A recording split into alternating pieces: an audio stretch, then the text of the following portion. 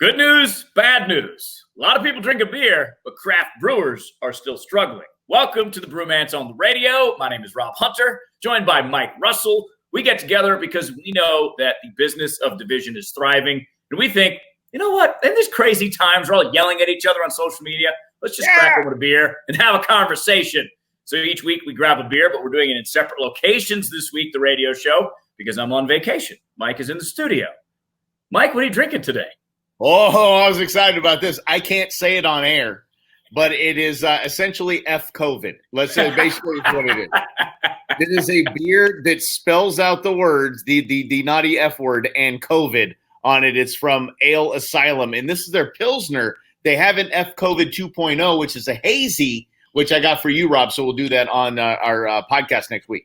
Very nice. I'll be looking forward to that as well. I did see a news article about that beer, so I'm excited about the name of it because at now, in the middle of July, we are definitely all feeling this. No matter what side of the aisle you're on, that we have in common. Doesn't matter. This is uniting right here. Yeah, exactly. Then that's why we do this, right? Beer unites us. It brings us together. It helps you have difficult conversations. I went with a local touch. I'm up here in Sedona doing the show today, so I'm with Oak Creek Brewing's IPA. Nice. So I'm going to crack that open. And, you know, I had one at a restaurant the other day. We were out sitting on the patio because that's what you do up here in Sedona because you get 10-degree difference in the valley temperatures in Sedona. So it was only like 101. It was great. You're sitting out there, and I had an Oak Creek Brewing IPA. And I was like, this is pretty good beer. I think I slept on this one. And I'll show you on the video. By the way, we're doing this on video as well. Their beer can, or their beer topper, their cap is an Arizona flag. So that's a good look right there. That's a great look right there. And I saw you can check our social media out as well. At _Brewmance on Instagram. Fantastic picture Rob sent me of is one of his vacation beers. Has a Snoopy Rock in the background. It is just it sums up Arizona pretty nicely. Yes, it does. And that was that beer. This beer featured in that picture. So it's very cool thing. Mm-hmm.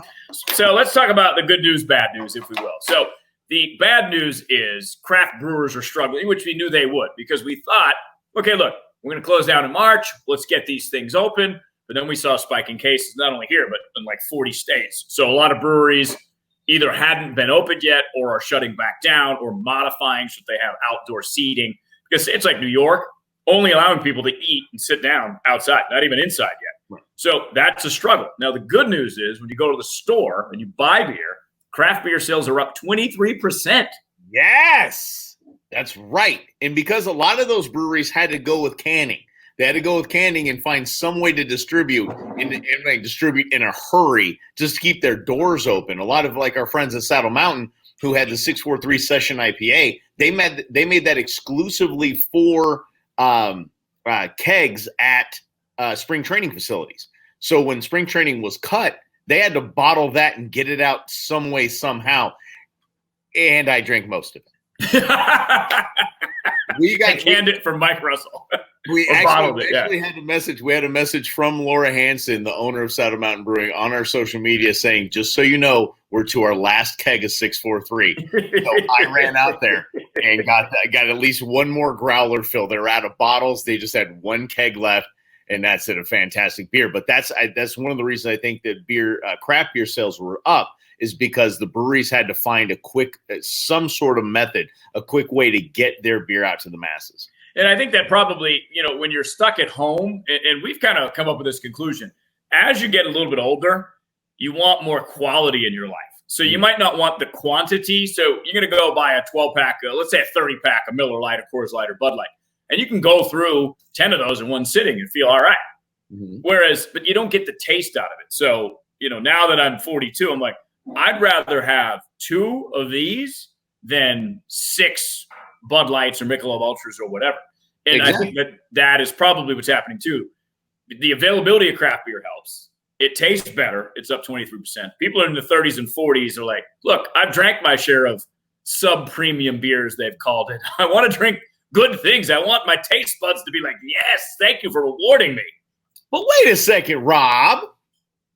Wasn't seltzer supposed to sink the entire market? Weren't seltzers supposed to just eat up the craft beer industry. How in the world, when the advent of seltzers and all these companies jump on board, every company you can imagine jumping on board, making their own seltzer. I think dog food companies were making their own seltzers. And how in the world is craft beer still up 23%? Because is my theory. The craft beer drinkers of the world, you and me's of the world, we're not buying seltzer. It's the people that care about their calories, and that's why they drank Miller Lite or Coors Light. They've switched over to the seltzers. So they're the ones buying the Trulies. They're the ones buying the White Claws. And it's the younger frat boy types, you know what I mean? Yeah. But they're not taking Yes, exactly. But they're not taking money from the craft beer section because craft beer drinkers like craft beer, and we're less likely to switch over to hard seltzers. So hard seltzer sales are up, but in comparison to craft beer sales going up, hard seltzers are taking the category that they call the sub-premium. And these are the light beers and the Meister Brows of the world. Yes, that was my father's beer. He would go to Germany a lot, and so he thought that was what German beer was when he came back. And he drank Meisterbrow. So that was one of the first two beers I had in my life. A Bud Light was the first one. Meisterbrow was the second one. It was all uphill from there. The bar was set way. That's very true. Even going up to Bud Light, you're like, ooh, this tastes fantastic. I went up to Rolling Rock and thought that was the greatest thing in the planet. I thought, wow, man, I've hit it. Killian's? Oh, forget about it. It's the top of the mountain. There's flavor in this beer. This is why people drink this. After starting with that swill. No kidding. Intern Beans actually sent me something about Truly or White Claw. I forget which one is. You might well say seltzer. She said it's like drinking TV static while someone yells a fruit flavor from the other room. That's a good one. Yes. Blueberry. Intern Beans. She's never even had a seltzer. At least I know. Well, hold on, I gotta go. Let me text her. Hold on a second. Yeah, exactly. But that's another interesting actually thought because when you're 15 and 16, I didn't drink in high school. I don't know why, because I hung out with nerds mostly. But if you're 15 and 16, that's the kind of stuff you're going to drink. So there's got to be a worry that this is what the high school kids of today are going to drink because they don't taste like anything. They don't taste like you don't have to sip a crappy beer and power through it and really want it. This is like, ooh, I'll just have a couple of these. Well, intern Sarah is going into her second year at university, and she grew up stealing sips of my craft beer. Right. So when she got to college, she was like, "Uncle, they only drink garbage beer. They don't. I go to these parties and like they have Bud Light and Coors Light. I don't drink." Mission accomplished. Yes. Not that I gave her one sip of my beer. She stole each and every one of them. I punished her appropriately every time. Oh, absolutely. But the other side of that is when kids steal your beer, if you're drinking good beer, they're less likely to drink crappy beer when they go to college because like I can't do this. This tastes horrible. Exactly. Like, why you guys are actually paying for this? Like, what? You're having me drink out of a plastic cup, not an official Brewmance pint glass? You guys are lame. I'm out of here. Seriously, what kind of party is this? Go be poor somewhere else. Yeah, and that's why if you do the same thing with your seltzers, your kids will not drink seltzers when they're in college. No, I think if they have a sip of seltzer, they'll never have it again. Really? You hope. Yeah. Well, I mean, my kids will steal occasionally, like Jameson. They'll like get it to their face and go, "Oh, God, I don't even want to deal with that." And it's terrible. Also, the reaction you want. I know, but I know that'll change because intern Beans, her first experience with beer was stealing one of mine at a spring training game. And she took a little sip of it, and then she went up to every other adult that was carrying a beer and went, "Juice, juice." Her first word was juice, meaning beer. Yes. See, proven you still can have fun with beer and not be ridiculous about it. But yeah, look, that's the bottom line. Bottom line is craft beer world is safe. And I think now, because people are staying at home, is a great opportunity for people to try new beers, whether they're national craft beers, local craft beers. Start with something, give it a try, and you might just actually like it. We had some beer shipped to us that I'm going to go pick up. We had beer shipped to us. You can do that, have it shipped right to your house. It's amazing. It's amazing. It's amazing. It's amazing. So, and we'll keep drinking while COVID continues. You can see what Mike's beer is called. We'll talk about that a little bit later in the show.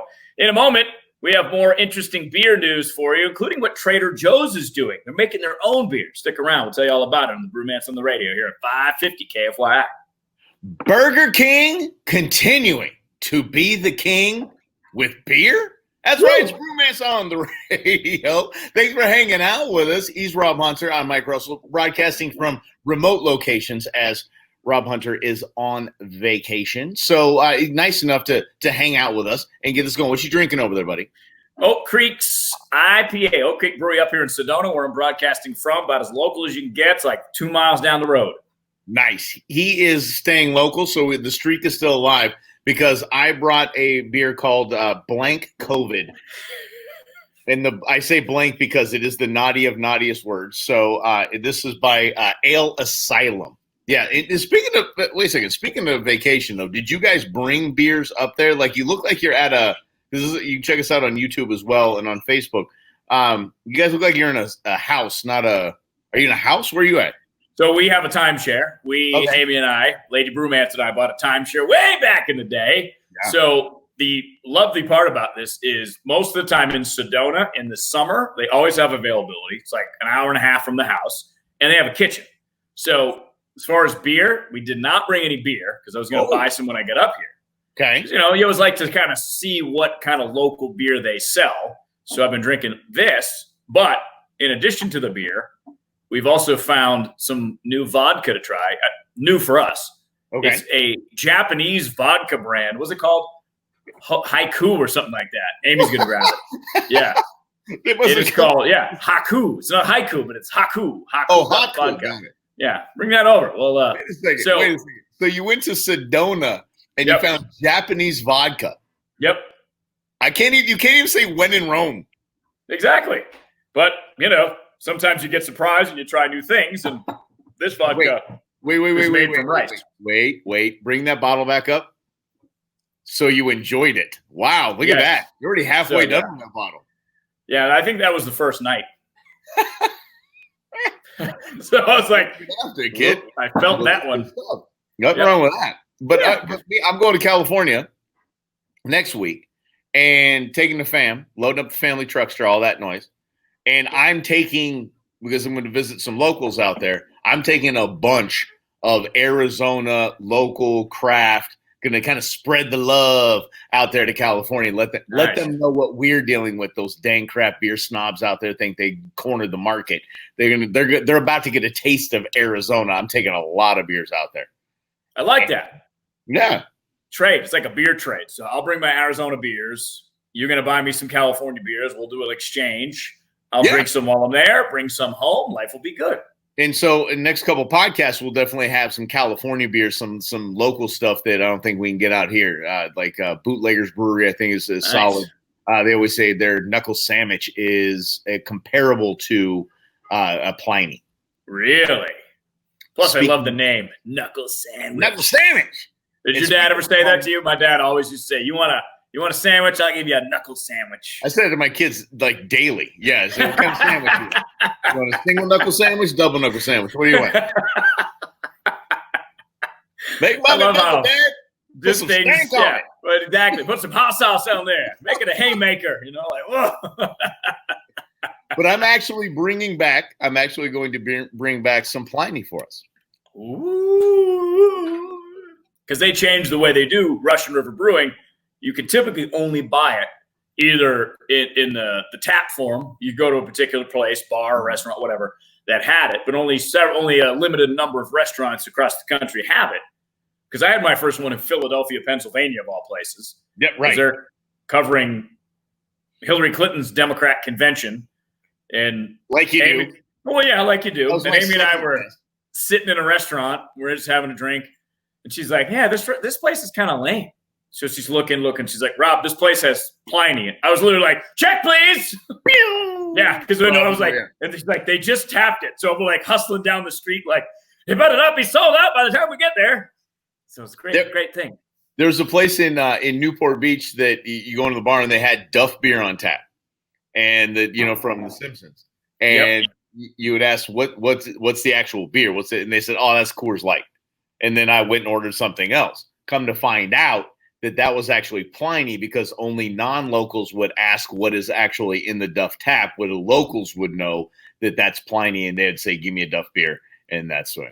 Oh, that's phenomenal. But now that's pretty cool. That's very cool. So they've built up this sort of, I don't know, this limited supply of what is marked as the best IPA of all time, is because it literally was the double IPA that set the standard.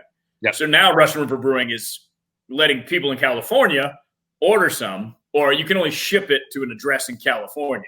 You can only ship to California. That's right. Yep. So we took care of that problem. And I didn't know it was overnight, so it's going to be sitting there for a little bit until we have a very trustworthy source that is going to house it for us and store it for us.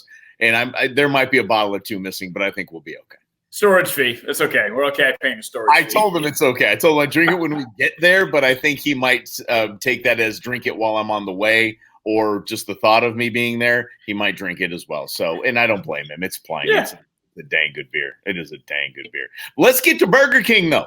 Yes. Burger King is still the king. Here's why. Burger King is now going to be selling in, not here in the Estados Unidos, but in their Denmark and Sweden locations. They're going to be selling non-alcoholic beer, so you can get yourself a Whopper and maybe a nice IPA. I love it. Heck yeah, because that's the way with this whole COVID thing. That's what I did anytime I went to Burger King anyway. I came home and drank beer with it. Pairs well with your Whopper. Hey, wait a second. I don't drink soda. You know me. I don't drink soda. So the kids get, they get the Coke and the Dr. Pepper and the Cherry Coke and all that stuff. And I just come home, crack open a beer, and have it with my Whopper. Mm-hmm. Yeah. And I like Burger King too. I have no problems with Burger King. When I used to go visit my dad when I was a kid, so I would drive from my mom's house to my dad's house. Almost every weekend, I would stop at Burger King on the way, like every Friday night or every other, whatever it was. Go through the drive-through on the way to Dad's house, getting myself a Burger King. It's awesome. What did you get? Oh, I always get the cheeseburger. That's it? Double cheeseburger, fries, Coca-Cola. Interesting. I love Burger King burgers. I was a giant Whopper guy. I love Whopper. Double Whopper, everything a Whopper, every Western Whopper, any kind of Whopper, any kind of form I'm in. I love that. And now I transitioned to the Whopper in college because it was a Burger King near Copley Squares that I used to walk to. My taste evolved, and I went from the Burger King cheeseburger to the Whopper because in college, Exactly.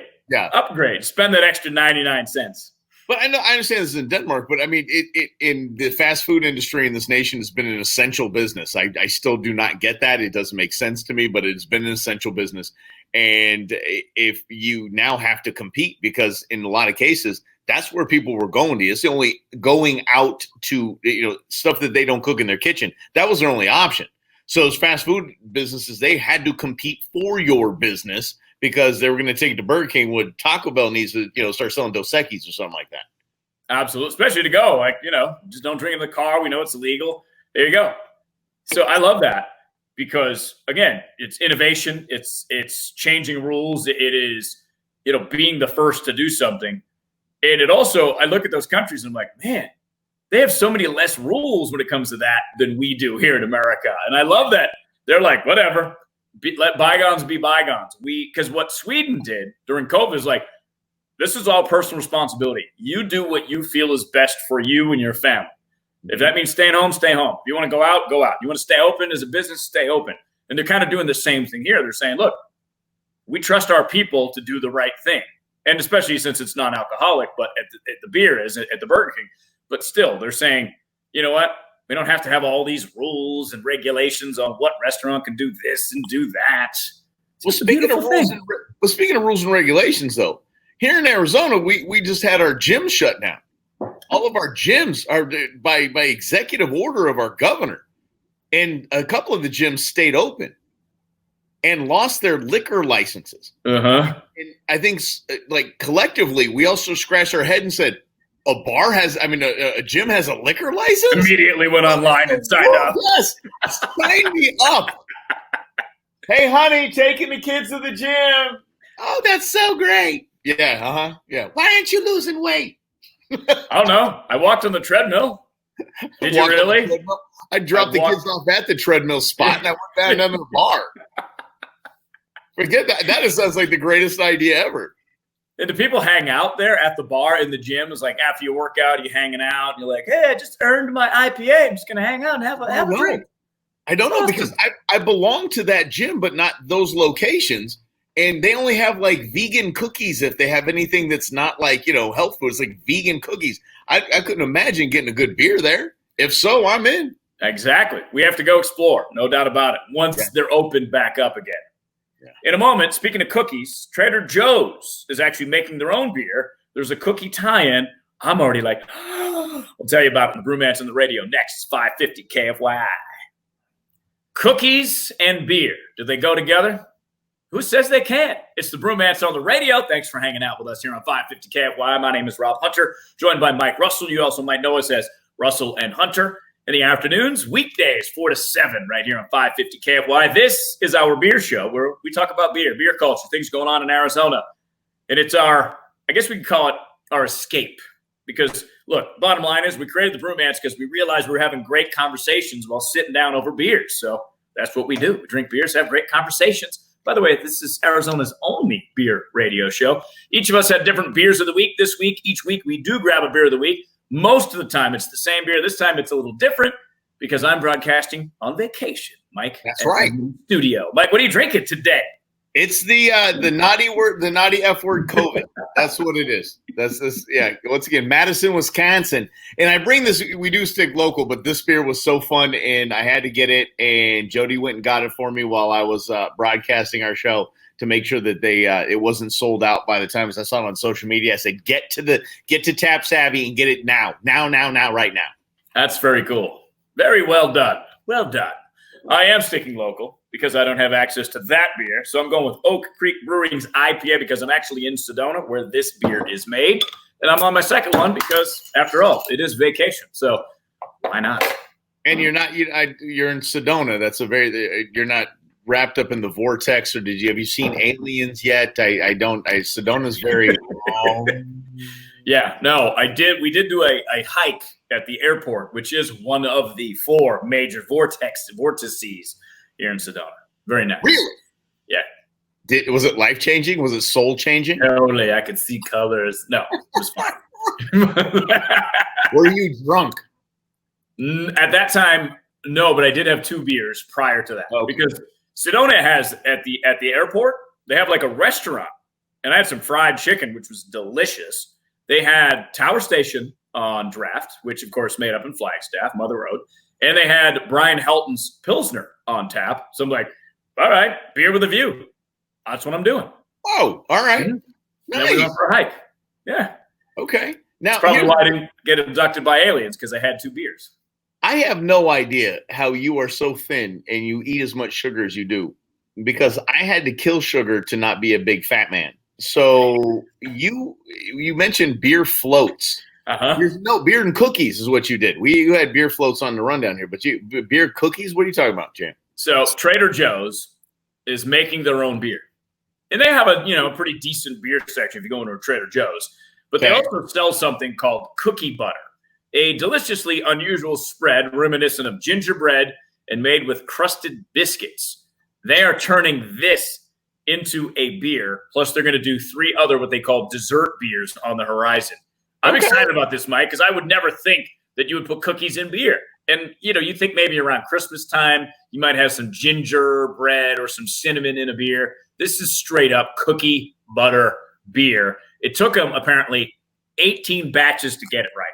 I'm all in for this. I can't wait to go to the Trader Joe's and find it and try it out. Yeah, I'd check it out. I remember when my father taught me the joys of having a bite of like pure chocolate in your mouth. Not pure chocolate, but like a chocolate bar in your mouth with nothing else, and having beer with that. Mm.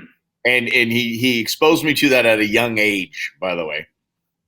fantastic. I don't know if you ever tried that before, but man, let me tell you something, good stuff.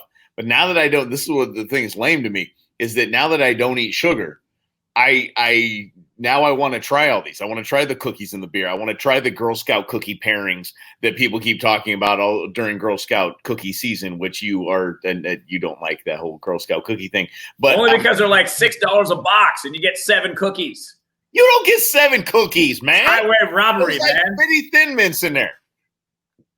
Yeah, we should eat in one sitting. Like 30 and 40 cookies in there. Yeah, you put them in the freezer, you eat them in one sitting. It's very challenging. Okay, your lack of willpower with Girl Scout cookies does not make the Girl Scout cookie program less effective and awesome. Whatever, it's overpriced. But I wish I could try that. I wish I could do that. But I've convinced myself that there's no sugar in beer, which of course is a lie. Because there's natural sugar in beer most of the cases. In some of the cases, probably this cookie butter beer is going to be insanely sugar added. I might still try. Well, and I'm curious about that too because of how they make it. I was just trying to look at this Oak Creek Brewing IPA, but they don't have, calorie ingredients on this particular bottle, and the ingredients. And I wonder too, like, all right, it has this many grams of sugar in it, because is it that much different from this beer? I don't know. We'll have to see once we're able to get our hands on some cookie butter beer from Trader Joe's. But again, what you're getting back to, Mike, too, on top of that is they're being innovative. They're like, we're going to make our own beers, sell them in our stores. Smart idea. Love it. Because, grocery stores are essential businesses. So now they have to compete for everyone's business all at once. And if they can tap into the craft beer market that we said at the beginning of the hour is up 23% nationwide.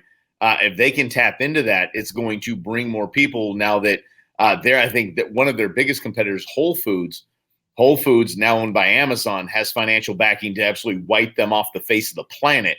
So they need to take the first steps in innovation. And it's kind of cool to see that. Yeah, exactly. And I'm curious to see what else they'll do. They apparently have a podcast they put up about like upcoming things at Trader Joe's. I'm like, man, really? they got some fans. That's good. That's a dang good idea. No way in the world that, hey, what are you listening to? Trader Joe's podcast. You're not going to get that from me. Not at all. Speaking of which, we also have a Brewmance podcast separate from this radio show, in which we delve into issues. We talk to interesting people. In fact, we just had the guy that works on our afternoon show behind the scenes. He's a guitarist in a band called the Color 8 Band. So we had an interesting conversation about him learning the guitar. But he also told us that he was on a boat that exploded in like Lake Pleasant once when he was a kid. I'm like, what? So go check that out on wherever you get your podcast, because that's just a super interesting story. He said it wasn't interesting. He said it wasn't an interesting story how he got into playing the guitar. And it was one of the best stories I'd heard in a damn long time. I'm like, you live such an interesting life that's your boring story? Exactly. I want more. It is on the podcast. You definitely got to check it out. So let's go to beer floats. We talked about that. You had mentioned it. This is literally just beer and ice cream.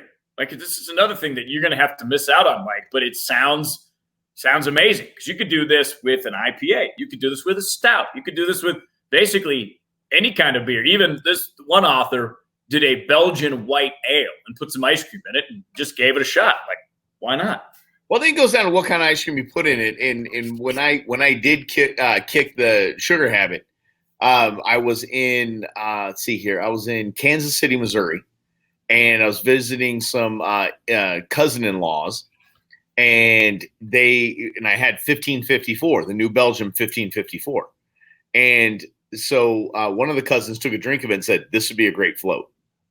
And I thought, you're right. It would be. She did it. She made a 1554 with vanilla ice cream, a float, and she said it was one of the best things she's ever had in the alcohol world. And that's something. I don't know that I've ever had a beer float. However, we were in San Diego a few years ago, and we went to a restaurant, and they served Kirin, and they did like the icy frosting. The frozen Kirin. Yeah, the frozen Kirin, which was a way to avoid sugar and still have a sugary, a sweet treat. Like, it's just a different presentation on an average beer, which made it fun. It was fantastic. Mm-hmm. Here's the deal. Let me put it this way. We need to uncover this right now. super, super cold beer is always good. I don't care what kind of beer it is. I'm going to say True. Bud Light, any of that, the Ultra, whatever. If you get it to just darn near frozen, it's still good. It's still good beer. Like, hey, what kind of beer do you like? Cold. How cold? Yep. As cold as you can get it before it freezes and blasts your entire freezer, which I've done a bunch of times. Yeah, exactly. And that's Hello. Well, get over here and get on the camera then.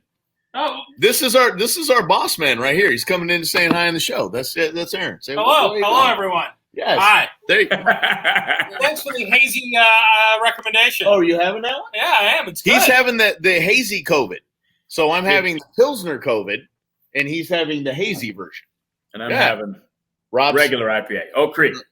Yeah. That's the good news is to know when you work in a good place. It's good to see you from wherever you are.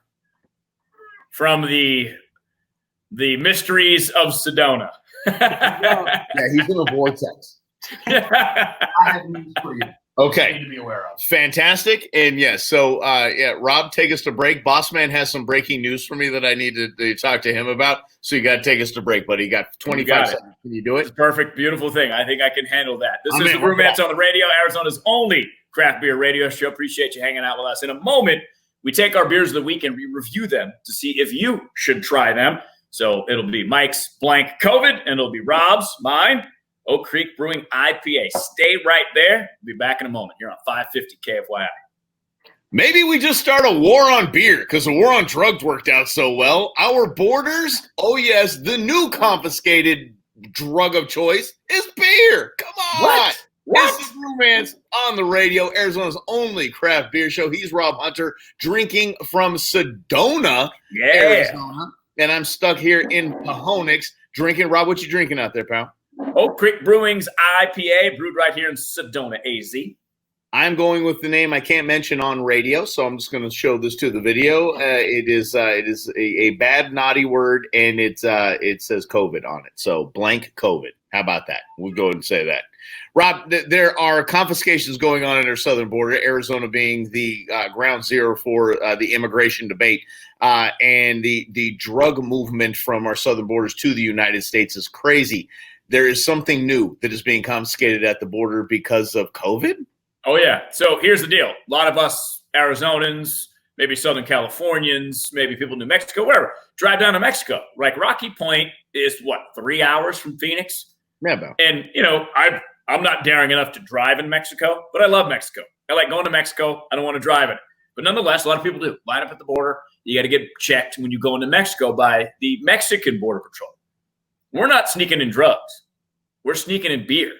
And it's not even sneaking in beer because you're allowed to bring it in normally. But under COVID-19, Mexico said that beer was not essential. So they shut down all the breweries and all the plants that produce all this beer. So now as an American, you can't bring beer on your vacation. So the town of Mexicali has a ton of beer just sitting there because they're like, nope, can't bring it in. We're taking this. We're taking this. We're taking this. And it's government, so they're not gonna. It's gonna sit there and waste away. And they 2 years later, hey, what do we do with all that beer that we confiscated? Man, it went bad. Yeah, we got rid of it. Yeah, we left it outside in the sun too. Well, what a shame. Now the mayor of Mexicali wants to donate, wants to sell it because nobody can buy beer, but it's already here, and they want to donate the proceeds to an animal shelter there across the border. I'm like, hey, whatever, because people want beer in Mexico right now. Because they haven't been able to get any beer for 2 months. I remember going down to this little town called El Cardinal, and it's outside of Cabo. And you fly into Cabo, and then the guy from the big rental houses that you get down there shows up in his van, right? His big, the passenger van, the big, about 15-person van. And there's coolers in the van.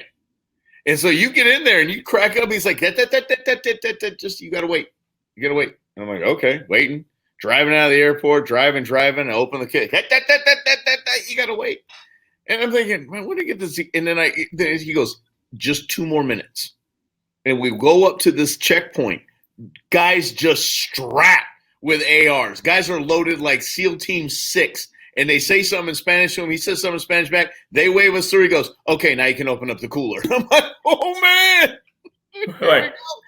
I need to open up the cooler. That guy had a very big weapon. Yeah, I'm like, I need a beer and a change of shorts. That was wild. Yeah.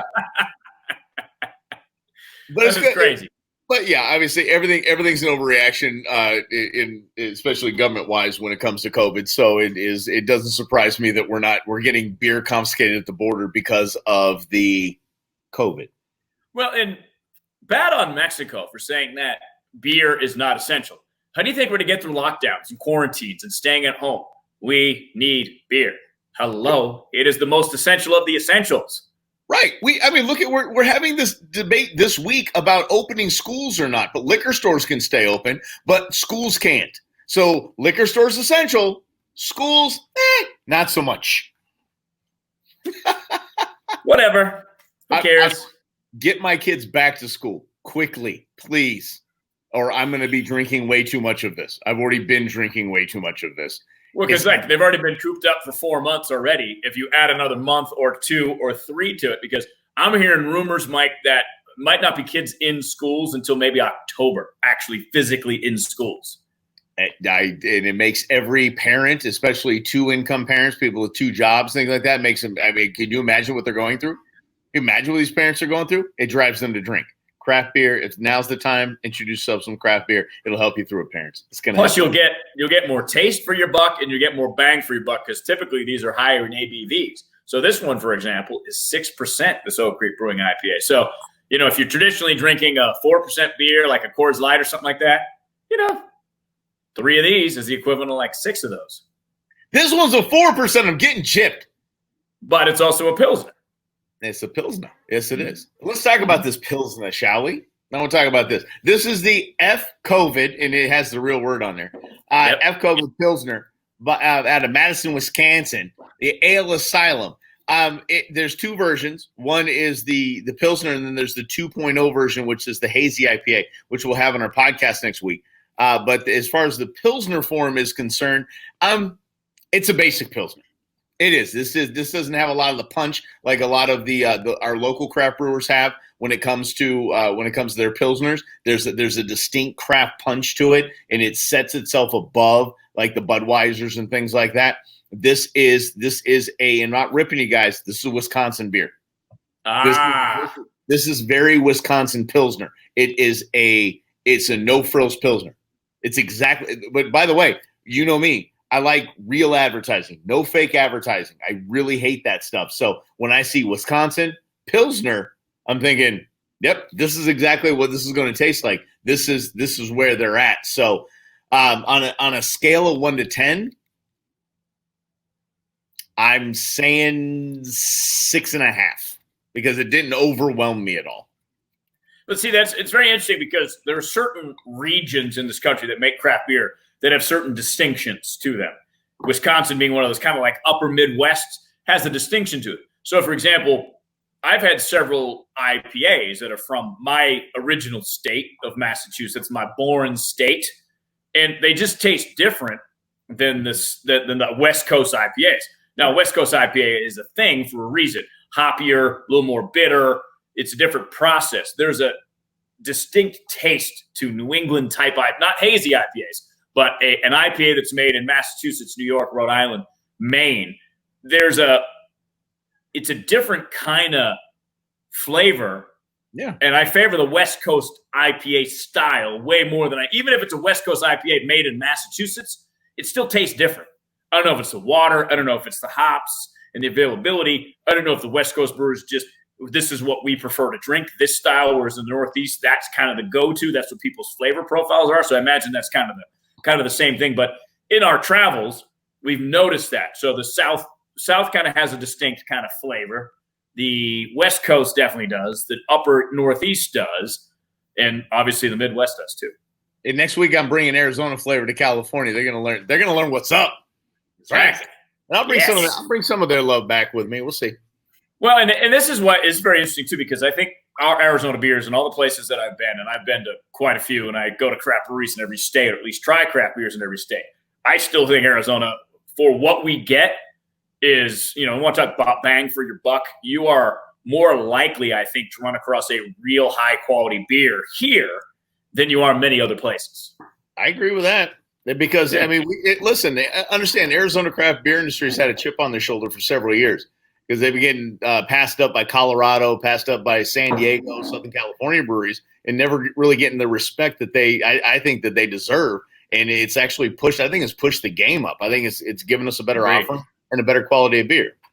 Speaking of, let's talk about this beer, Oak Creek Brewing's IPA. Now, this is a beer I kind of slept on for a long time because when you think of top quality beers in Arizona, you don't run to Oak Creek. This is a pretty solid beer. It is not my favorite beer. It's kind of bitter, but bitter in the right way. It's like a lasting bitterness, but not an oppressive bitterness. So when I revisited it, sitting outside here in Sedona, I think the other day, yesterday, Thursday, whatever, and I was like sitting and enjoying the Red Rock view, and I'm like, man, this beer tastes good outside. It was like 98 degrees. We're sitting in the shade, and I was like, okay, Oak Creek, I think I slept on your beer for a little bit too long. I think they're most famously known for their nut brown ale, which is a solid, nut brown ale. I'm not a huge nut brown ale guy, but this beer, I think is pretty good. I think you should try it. I'm going to give it a nice solid 7 because it doesn't quite get to the upper echelon like a Tower Station or a Helton Northeast IPA, but it's pretty good. So it's a solid 7. Even a 7 is fine. It's fantastic with that. And anything we score a 7 or over, so we recommend, like Rob said, recommend is you try it. And that's the thing. Try different because Rob went all the way to Sedona, so he didn't go look for a Tower Station. He didn't go look for anything from elsewhere. He looked for in Sedona beer. I think that's the key right there. And as far as the beer that I had this week, I just bought it for the can. That's nothing wrong with that. I didn't care where it was from. I didn't care who made it. I could not care less. This can is I had to get it and had to get it quick. Well, that's the essence of getting out of your comfort zone and trying new things, whether it's beer, whether it's vodka, whether it's whatever it is that you drink, or even just in life. Try something new sometimes because you might get rewarded. That's it. Never know. On that note, speaking of rewards, the Brewmance. You can find us all over the place. Our website is brewmance.beer. We mentioned we have a podcast separate from Arizona's only beer radio show. We delve into issues. You can catch that on the iHeartRadio app, iTunes, whatever, Apple Play Store, whatever it's called now, so on and so forth. We drink beers, we hang out, we have interesting conversations. His name is Mike Russell. My name is Rob Hunter. We'll see you next week, 6 p.m. right here on 550 KFY. Until then, cheers, everybody.